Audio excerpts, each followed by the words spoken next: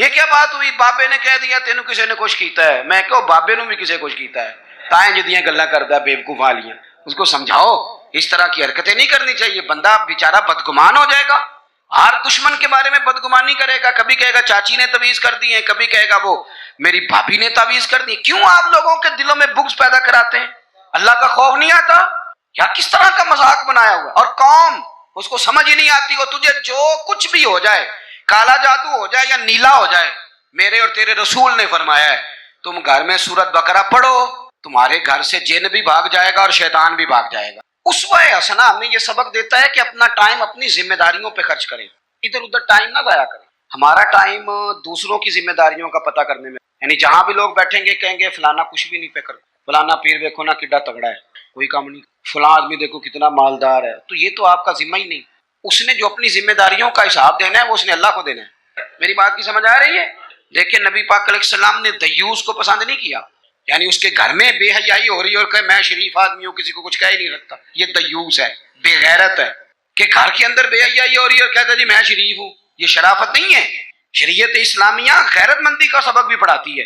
تو میرے نبی پاک علیہ السلام نے تصوف کا, طریقت کا, عبادت کا, معرفت کا یہ والا ذوق بھی دیا اور پورا دیا, اور اسے بھی چھوڑا نہ کریں. آپ یقین کریں جتنا مزہ سجدے کا, کمال ہو گئی جتنا مزہ. ایک نا دوست میرے پاس آئے تو بڑے پریشان تھے اور ان کی چہرہ بتاتا تھا کہ بڑا رو رو کے آئے. پھر آ کے انہوں نے مجھ سے شکایت کی کہ اس طرح فلانے نے کہا ہے, یہ والی تقدیر ہے. تو حضرت صاحب کیا کریں, لوگ بلا وجہ الزام لگاتے ہیں. میں نے آخیا سچ دس کرما لیا جنہ سواد اج سجدے دا آیا ہی پہلا بھی کدی آیا سی. اس نے کہا نہیں. تو میں کیا پھر دا مطلب ہے دکھ دے چنگے ہوندے نے نا, یہ جب آئے تو بندہ سجدہ تو کھل کے کرتا ہے نا, رب کے سامنے رو تو لیتا ہے نا. تو اسی لیے تو اقبال نے کہا تھا نا, بچا بچا کے تو رکھ اسے, تیرا آئینہ ہے وہ آئینہ, شکستہ ہو تو عزیز تر ہے نگاہ آئینہ ساز میں. ٹوٹے ہوئے دل تو بڑے کمال ہوتے ہیں, ٹوٹے ہوئے دل تو بڑے کمال ہوتے ہیں. محبت کے لیے دل ڈھونڈ کوئی ٹوٹنے والا, محبت کے لیے دل ڈھونڈ کوئی ٹوٹنے والا, یہ وہ شے ہے جسے رکھتے ہیں نازک آبگینوں میں. میرے عزیز نبی پاک صلی اللہ علیہ وسلم نے وہ والا سبق بھی دیا اور ساتھ حضور نے مضبوط آثار. یہ ہمارے بچے نوجوان ڈرے ڈرے سے, پریشان سے, پتہ نہیں کیا ہونے لگا ہے, غریبی آ گئی, کام نہیں ملتا, حالات خراب ہیں, گھروں میں عورتیں روتی پریشان ہوتی, پھر ان کو وہ بابے بھی مل جاتے ہیں جنہوں نے اور کوئی کام نہیں. جمعرات والے دن سویرے 9 تو 11 تویز لکھنا ہے, تو پھر عصر تو مغرب تویز لکھنا ہے, تو پھر اتوار والے دن نویں سرے تو بس کر دی. کوئی کسی بات کی حد بھی ہوتی. مجھے تو نہیں ملا کہ حضرت غوث پاک کس دن تعویذ دیتے تھے. تعویذ جائز ہے پر کون سا ٹائم رکھا ہوا تھا حضرت غوث اعظم نے بتائیں تعویذ دینے کا؟ کوئی بتائے حضرت بہاؤالحق نقشبند بخاری کس تاریخ کو تعویذ لکھتے؟ خواجہ اجمیر کی کون سی تاریخ تھی تعویذوں کی؟ وہ تعویذ نہیں دیتے تھے, وہ جو آتا تھا اسے رسول اللہ کا دین دیا کرتے تھے, وہ قرآن و حدیث کے سبق پڑھایا کرتے تھے. واپس آؤ, اصل کی طرف سفر کرو.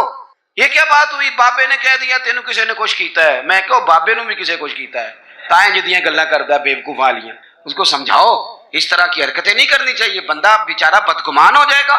ہر دشمن کے بارے میں بدگمانی کرے گا. کبھی کہے گا چاچی نے تعویذ کر دی ہے, کبھی کہے گا وہ میری بھابھی نے تعویذ کر دی. کیوں آپ لوگوں کے دلوں میں بغض پیدا کراتے ہیں؟ اللہ کا خوف نہیں آتا کیا؟ کس طرح کا مذاق بنایا ہوا. اور قوم اس کو سمجھ ہی نہیں آتی. وہ تجھے جو کچھ بھی ہو جائے, کالا جادو ہو جائے یا نیلا ہو جائے, میرے اور تیرے رسول نے فرمایا ہے تم گھر میں سورت بقرہ پڑھو, تمہارے گھر سے جن بھی بھاگ جائے گا اور شیطان بھی بھاگ جائے گا. تو پڑھو نا جو نبی پاک نے تعویذ دیا ہے, اس سے آگے کو تعویذ ہو سکتا ہے؟ چھوڑ دیں ادھر ادھر بھاگنا. اور بڑا مسئلہ ہو تو سورہ فلق اور ناس پڑھ کے سویا کریں. یہ دم ہمارے نبی پاک نے بتایا ہے. تو ساڈے نبی دی زبان ساڈے واسطے قرآن. اس لیے یہ کچی پکی باتیں, بزدلوں والی باتیں, وہ سام سے ڈرنے والے بعد میں رسیوں سے بھی ڈرنا شروع ہو جاتا. ابھی تک یار مطلب اب تو مجھے غصہ آتا ہے. اتنا بڑا قد کاٹ ہے, جوان ہے, دور سے آ گیا کہتا ہے پیر صاحب. کئیاں بندیاں نے میری کتاب کٹی ہے, انہوں نے میں دسیا بھی تینوں کسی کچھ کیتا ہے. اور میں نے کہا یار بس کر, مطلب اتنا تو جوان آدمی ہے, تیری تو بات سن کے غصہ آ رہا ہے. کیا تو بات کرتا ہے؟ اللہ سے ڈر, اٹھ باندھ کمر کیوں ڈرتا ہے, پھر دیکھ خدا کیا کرتا ہے. اپنے اندر ہمت پیدا کریں. سنیں حضرت انس بن مالک رضی اللہ تعالیٰ عنہ فرماتے ہیں, یہ اسوہ رسول کانفرنس ہے نا, تو دیکھیں ہمارے صحابہ ہمارے سامنے حضور کا اسوہ, حضور کے صحابہ کیا بیان کرتے ہیں. حضرت انس بن مالک کہتے ہیں ایک رات مدینہ شریف میں کونے سے خوفناک آواز آئی. شدید آواز. اب لوگ جمع ہونے لگے کہ ادھر سے آواز آ رہی ہے, کسی نے نیزہ پکڑا ہے, کسی نے تلوار منگائی ہے, لوگ کٹھے ہو رہے ہیں. یہ کبھی آ جائے نا کونے سے آواز تو مسئلہ خاصا بن جاتا ہے. ہوں تو تسی چپ کر کے بھی سن دے ہو نا, لیکن رات کو نا اگر بلی بھی ہو نا چھت پہ اور وہ کچھ ہلکی ہلکی بجا رہی ہو, اندھیرا ہو گہرا, تو بندے سے موبائل نہیں نکالا جاتا تکیے کے نیچے, کہتا چپ کرو.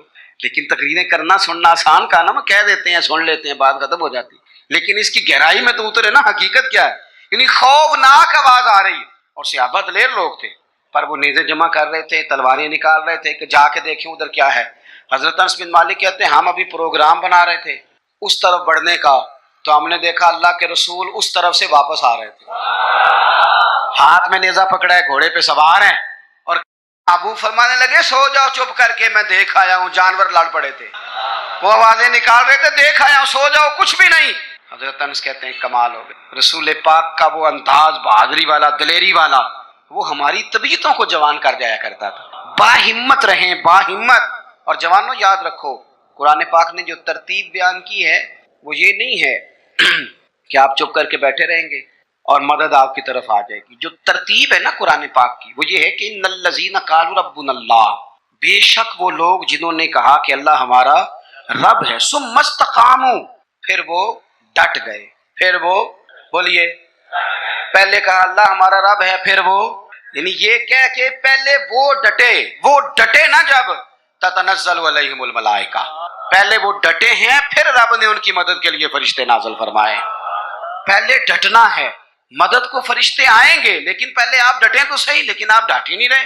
آپ کہہ رہے ہیں مدد آئے گی, بھئی آپ تھوڑا کھڑے ہوں, تھوڑا سٹینڈ لیں. جب آپ ڈٹ جاتے ہیں پھر اللہ تعالیٰ مدد بھی فرما دیا کرتا ہے. درود شریف پڑھیں بآواز بلند.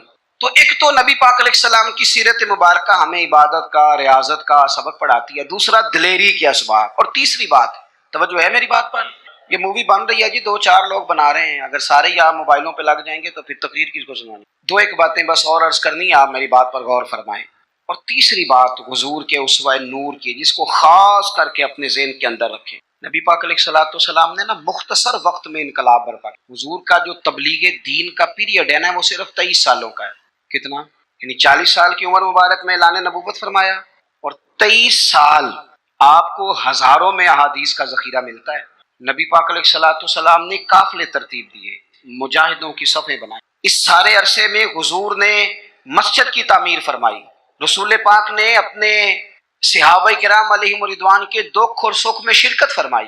حضور نے حج فرمایا, نبی پاک نے صدقات و خیرات کیے. اتنی ساری باہر مصروفیات, کافروں منافقوں کی سازشوں کے پردے کھول کر صحابہ کو بتایا کس طرح ان سے نمٹنا ہے. لیکن یہ سارا کہہ کے حضور نے اپنے گھر والوں سے یہ نہیں کہا کہ میرے پاس ٹائم کوئی نہیں. یہ سارے کام بھی ہوتے رہے, اور حسن حسین حضور کے کندھوں پر سواریاں بھی فرماتے رہے. کھار میں بھی پورا ٹائم دیا رسول کریم, محبت فرمائی. یعنی اپنے اوقات کار کو اپنی ذمہ داریوں پہ لگایا. اسوہ حسنہ ہمیں یہ سبق دیتا ہے کہ اپنا ٹائم اپنی ذمہ داریوں پہ خرچ کریں, ادھر ادھر ٹائم نہ ضائع کریں. ہمارا ٹائم دوسروں کی ذمہ داریوں کا پتہ کرنے میں, یعنی جہاں بھی لوگ بیٹھیں گے کہیں گے فلانا کچھ بھی نہیں پہ کرتا, فلانا پیر دیکھو نا کڈا تگڑا ہے, کوئی کام نہیں کرتا, فلاں آدمی دیکھو کتنا مالدار ہے. تو یہ تو آپ کا ذمہ ہی نہیں. اس نے جو اپنی ذمہ داریوں کا حساب دینا ہے وہ اس نے اللہ کو دینا ہے. آپ یہ بتائیں کہ جو آپ کے ذمہ کام لگا آپ نے کیا کہ نہیں کیا؟ آپ کی ڈیوٹی جو تھی وہ آپ نے کی کہ نہیں کی؟ جب ہم سارے اپنی اپنی ڈیوٹیاں کرنے لگ جائیں گے نا, تو میرا یہ خیال ہے چھوٹے سے ہی کام کرنے لگ جائیں تو بڑوں کو بھی خیال آ ہی جاتا ہے. میں اکثر نا اپنی زندگی میں ایک تجربہ کرتا ہوں کہ بچوں کو کام کہیں تو وہ نہیں کرتے. طلباء ہوں, دوست ہوں, احباب, کام کیا دے تو نہیں کرتے, کرنا شروع کر دینا. میں نے نا مختلف ذمہ داریاں لگائیں, مسجد کی صفائی کل تو کرنا, پرسوں تو کرنا. تو آپ کو پتہ ہے کسی کی ڈیوٹی لگائیں تو پھر وہ ڈیوٹی بدلنا بھی پسند کرتا ہے. وہ کہنا مینوں کام میں ذرا تو کھلوئے نا میری تاں پہ. تو یہ بھی کام ہوتا ہے, انسانی فطرت ہے. تو میں نے پھر سوچا کہ یار حد ہو گئی ہے, کمال بات ہے, مسجد تو اللہ کا گھر ہے, اور حضرت بابا فرید الدین مسعود گنج شکر جیسا بڑا آدمی تو نہیں نا دوبارہ اس دھرتی پہ آئے گا.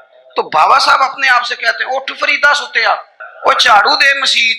خود کہتے ہیں, یہ نہیں کہتے کہ جھاڑو دے مرید مسیت یا شاگرد مسیت. اٹھ فریدا ستیا تے جھاڑو دے مسیت, اوے تو ستا ہے رب جاگدا تیری ڈاڈے نال پری. اور اگر نبی پاک صلی اللہ تعالیٰ علیہ وسلم مسجد نبی بن رہی ہے, حضور اینٹیں اٹھا کے لا سکتے ہیں, تو میرا خیال ہے اور بھی کوئی پیر صاحب چھاپر تھالا کوئی کام اٹھا لیں تو کوئی مسئلہ کوئی مشکل نہیں. اگر سرکار بہت سارے کام کرتے ہیں اور لوگوں کو سبق بھی ہم یہی پڑھاتے ہیں, تو اگر شیخ بھی کبھی کبھی اپنا جوتا اٹھا لیں تو کوئی اتنا یہ مشکل مسئلہ, کچھ مطلب ماحول اس طرح کا بنا دیا جاتا ہے کہ کام رہ ہی جاتے ہیں. میں یہ اکثر کرتا ہوں کہ میں اب کام نہیں کہتا, میں کہتا ہوں جھاڑو پکڑ لو نا مسجد میں شروع کرو, اور جب آپ پکڑ کے شروع کر لیتے ہیں تو پھر بڑے سارے آ جاتے ہیں کہتے ہیں سام دے دو. تو آپ شروع تو کریں نا, لیکن جب کام شروع کریں گے پھر کام ہو جائے. اپنی ذمہ داریوں کا احساس کریں, وقت نہ ضائع کریں. اور یہ حدیث یاد رکھیں کہ نبی پاک علیہ الصلوۃ والسلام نے فرمایا خوبصورت مسلمان وہ ہے جو بے مقصد باتوں کو چھوڑ دے. مقصد کی بات کریں, مقصدیت کی, ضروری کام جو ہیں ان پر ڈیوٹی. اور چوتھی اور آخری بات آپ کی خدمت میں یہ عرض کرنی ہے کہ ہمارے یہاں نا بہت سارے لوگ سمجھتے ہیں کہ ظاہری لبادے کا نام سیرت ہے. یہ تو ایک جوز ہے, داڑھی پگڑی جبہ امامہ بہت ضروری ہے, لیکن ایک جوز ہے سنت, ایک حصہ ہے سنت. چونکہ اسوہ حسنہ ایک کاملیت ہے, اس کے بہت سارے حصے ہیں.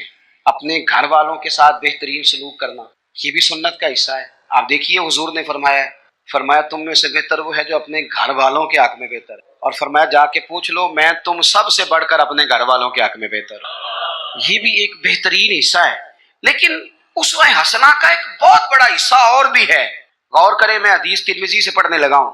نبی پاک علیہ الصلوۃ والسلام نے حضرت انس بن مالک سے فرمایا اے انس ہو سکے نا, اور حدیث میں لفظ بڑے سونے ہیں, فرمایا اے میرے بیٹے انس, یا بنیا, اے میرے بیٹے انس, اگر ہو سکے تو صبح اس حال میں کرنا کہ تیرے دل میں کسی بندے کے لیے بغض نہ ہو, کسی بندے کی عداوت تیرے سینے میں نہ ہو.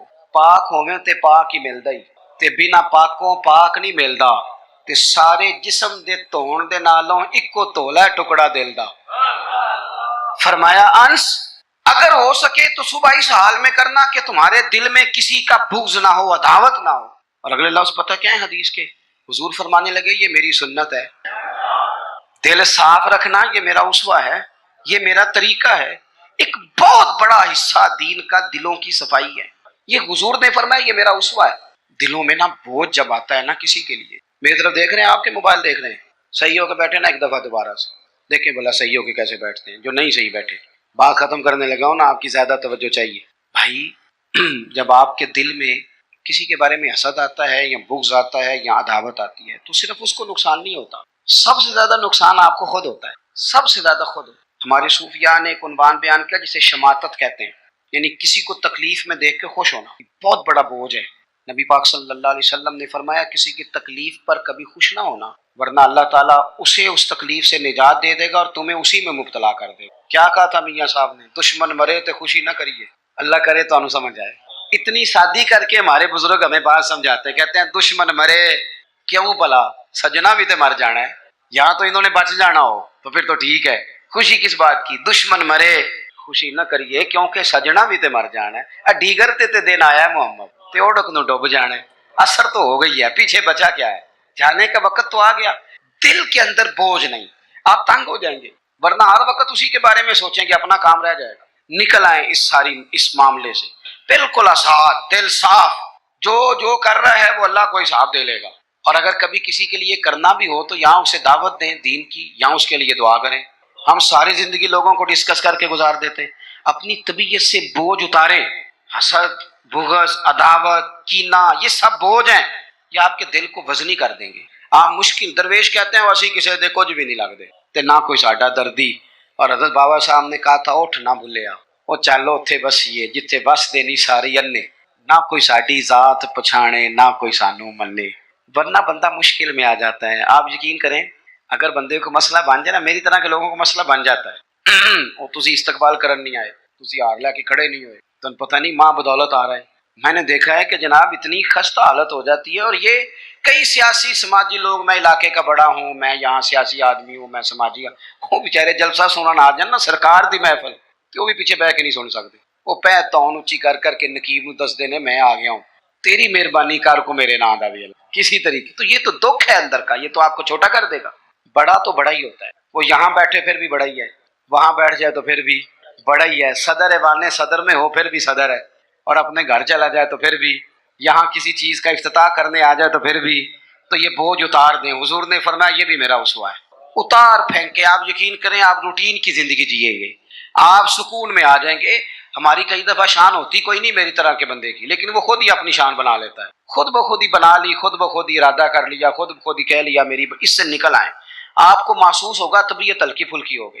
آپ اپنے ماحول کے اندر، میں آپ کو ذمہ داری سے کہتا ہوں، ذمہ داری سے، میں رات نہ کوئی 3 بجے کے قریب جا کے تھک گیا تھا۔ میرے نبی پاک علیہ السلام نے فرمایا ایک بندہ گنجا تھا، کوئی شے نہیں تھی، سر پہ بال بھی نہیں تھے، رویا کرتا۔ اللہ تعالیٰ نے فرشتے کو بھیجا، تجھے کیا چاہیے؟ تو کہنے لگا بال آ جائیں اور تھوڑا مال آ جائے۔ فرشتے نے ہاتھ پھیرا تو بال بھی آ گئے، تو بکریاں بھی آ گئیں، لائنیں لگ گئیں، مال ہی مال ہو گئے۔ دوسرے کے پاس گیا، وہ کوڑا تھا، اس کو جا کے کہا کیا چاہیے؟ کہنے لگا شفا ہو جائے اور کچھ اللہ تعالیٰ آسانی کر دے۔ شفا بھی ہو گئی، گائیں بھی دے دی، بھینسیں بھی دے دی، مال ہی مال ہو گئے۔ پھر ایک کے پاس گیا، وہ اندھا تھا، تجھے کیا چاہیے؟ اس نے کہا آنکھیں ملنے اور کچھ ساتھ اللہ مال دے دے۔ اونٹ ہی اونٹ ہو گئے۔ جب بڑا نواز دیا تو پھر مالک نے امتحان لینے کا ارادہ کیا، یاری تیری سونا ہے پر آزمائشاں بھی تیریاں اگ، آزمائشاں تیریاں، صحیح کہہ رہا ہوں، آزمائشاں تیریاں، یاری تیری سونا ہے پر آزمائشاں تیریاں، اے سونا پرکھیا جاوندا ہی پہلو نہ لگاں دے لگ۔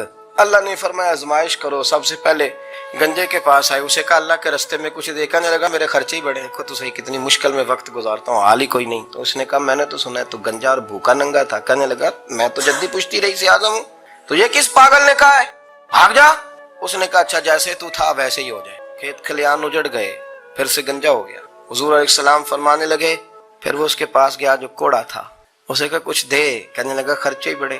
اب پوچھ لیں کسی امیر آدمی سے، کہے گا چکی کے نیچے ہاتھ ہے میرا، میرے سے زیادہ تو اب پریشان بندہ ہی کوئی نہیں، کیا بتاؤں آپ کو، اتنا ٹیکس ہے، اتنا جرمانہ ہے، فلانی شے، بڑا کچھ گنواتے ہیں لوگ۔ اس نے کہا میں نے تو سنا تو پہلے کوڑا تھا۔ اس نے کہا جا دوڑ جا، میں تو رئیس اعظم ہوں، دادا بھی پردادا بھی اور ساری نسل ہی۔ اس نے کہا اچھا جیسے تو تھا ویسے ہی ہو جائے۔ پھر وہ گیا اندھے کے پاس اور جا کے کہا اللہ کے نام پہ کچھ دے۔ تو کہنے لگا رب کے نام پہ؟ یہ کھڑے ہیں اونٹ، جتنے تیرے دل کرے لے جا۔ اس نے کہا کیا معنی اس بات کا؟ کہنے لگا یار تجھے کیا بتاؤں، میں تو اندھا تھا، میں نے تو کبھی دنیا دیکھی نہیں تھی، پھر اس کریم نے فضل کیا تو مجھے بڑا کچھ دکھایا، میں کیا بتاؤں، میرا دل کر رہا ہے کہہ دوں کہ پھر اس نے کعبہ دکھایا، پھر اس نے روضہ رسول دکھایا، پھر اس نے ریاض الجنہ کے سجدے دکھائے، پھر اس نے اپنے محبوب کے دروازے کی رونقیں دکھائیں۔ اس نے بڑا کچھ دیا، اس نے بڑا نوازا۔ میرے پاس تو شاید میں بدکار پرانا خادم، کسے در ملی نہ ٹوئی، اے واصف یار نے نظر جو کی تھی پھر واصف ہی ہوئی۔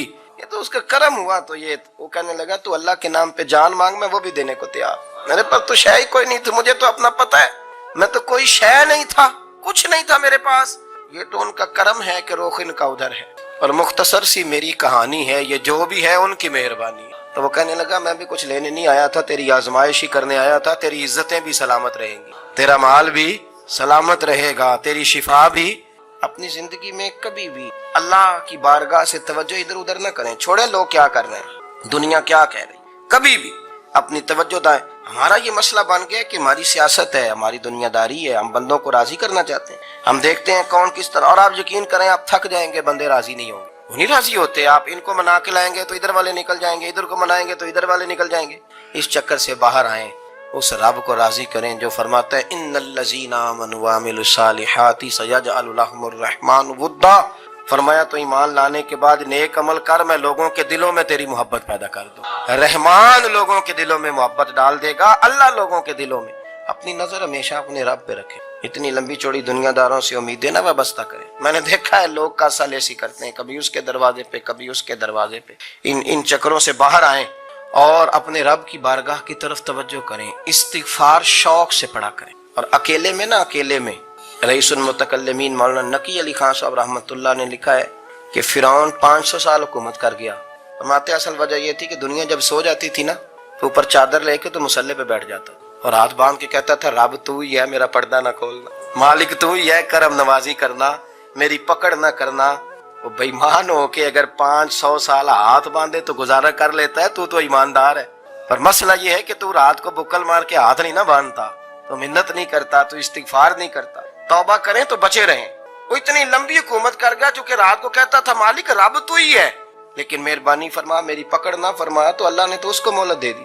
کافروں کو آج بھی مہلت دی ہوئی نہیں رب نے۔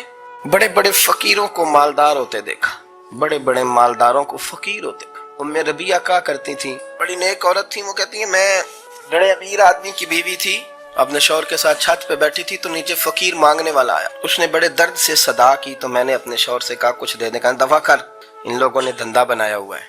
कहती मैं मेके से भी बड़ा माल लेके आई थी, मेरे माँ बाप बड़े अमीर थे, तो मैंने ना चोरी अपने खामद से नजर बचा के बाथरूम जाने के बहाने गई और नीचे जाके 5 दिनार मैंने उस फकीर की हथेली पे रखे। कहते उसने 5 दिनार देखे, फिर मेरी तरफ देखा तो मैंने उसकी आंखों में आंसू चमकते देखे।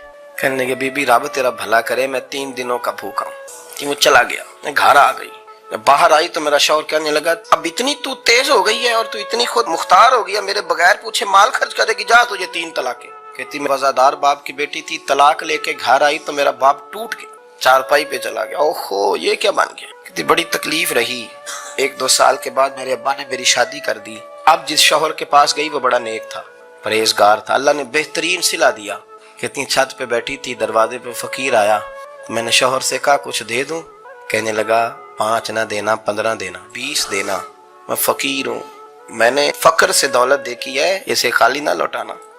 कहती है कि मैं नीचे गई और जब मैंने उसकी तरफ दिनार बढ़ाए तो मेरी चीख निकली, पैसे फेंक के मैं बेहोश होके गिरी। मेरा शौहर ने आके उठाया, अंदर ले गया, पानी मुंह पे छिड़का। कहने लगा तुझे क्या हुआ। कहने लगी ये जो मांगने आया ये मेरा पहला शौहर था।